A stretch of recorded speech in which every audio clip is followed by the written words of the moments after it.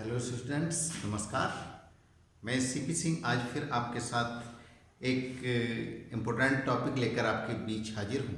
जो इस बार annual exam हो रहे हैं उनमें केस बेस्ड स्टडी कुछ क्वेश्चन आ रहे हैं और उनकी स्टडी करने के लिए एक एग्जाम्पल क्वेश्चन मैं आपके साथ रख रहा हूँ।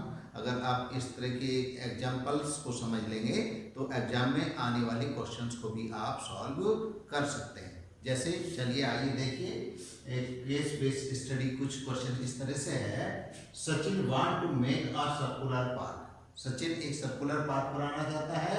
ही propose many design of circular park. उसने सर्कुलर पार्क के कई सारे डिजाइन प्रपोज किए हैं, जिनमें एक डिजाइन उसका ये है, एक ये है और एक ये है। In one of them he divide the circular park in equal 6 parts. एक सर्कुलर पार्क में उसने इसे 6 पार्ट में डिवाइड कर दिया। कितने पार्ट में डिवाइड कर दिया? 6 पार्ट में। Each of equal parts are using for different flowers. ये अलग अलग फ्लावर्स के लिए, जैसे रोज है, मैरीगोल्ड है या दूसरे फ्लावर्स हैं, उनके लिए अलग अलग उसने पार्ट डिसाइड कर लिया है।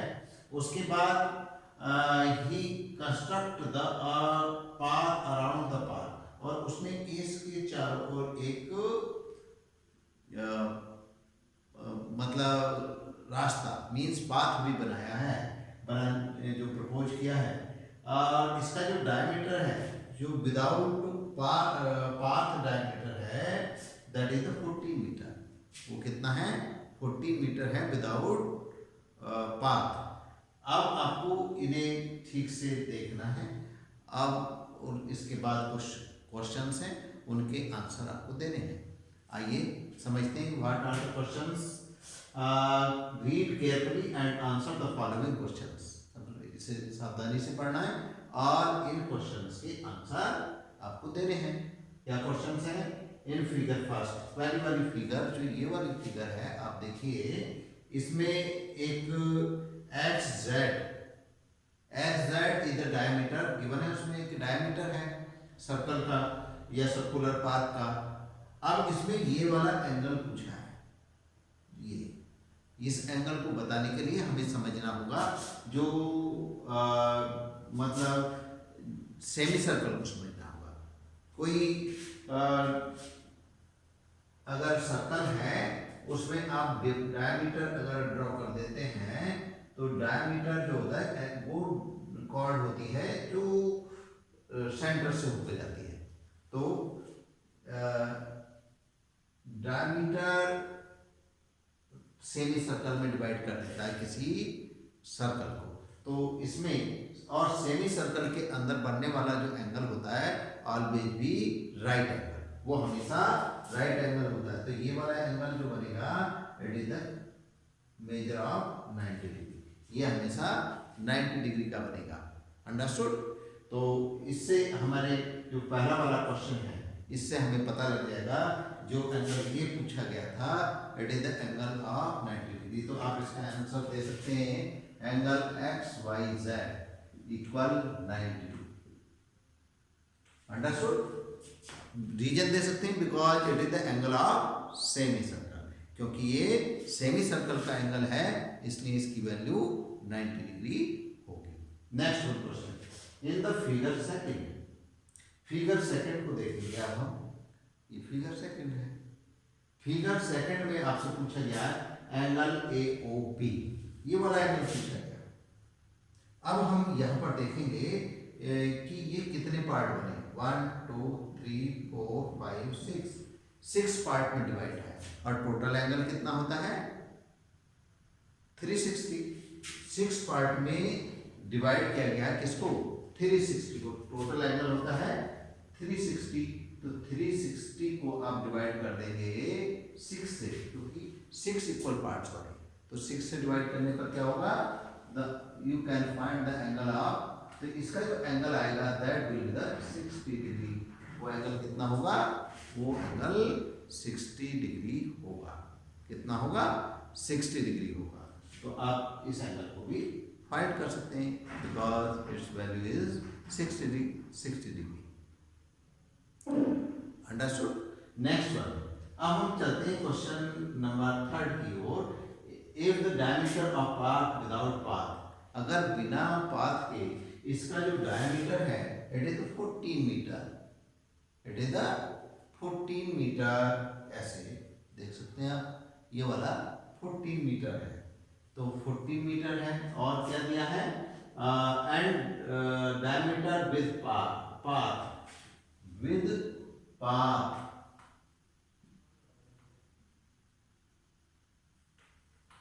विद पाथ मतलब रास्ते के साथ, जो रास्ता बना है उसके साथ अगर हम डायमीटर देखते हैं उसका, दैट इज 16 मीटर, तब वो 16 हो जाता है।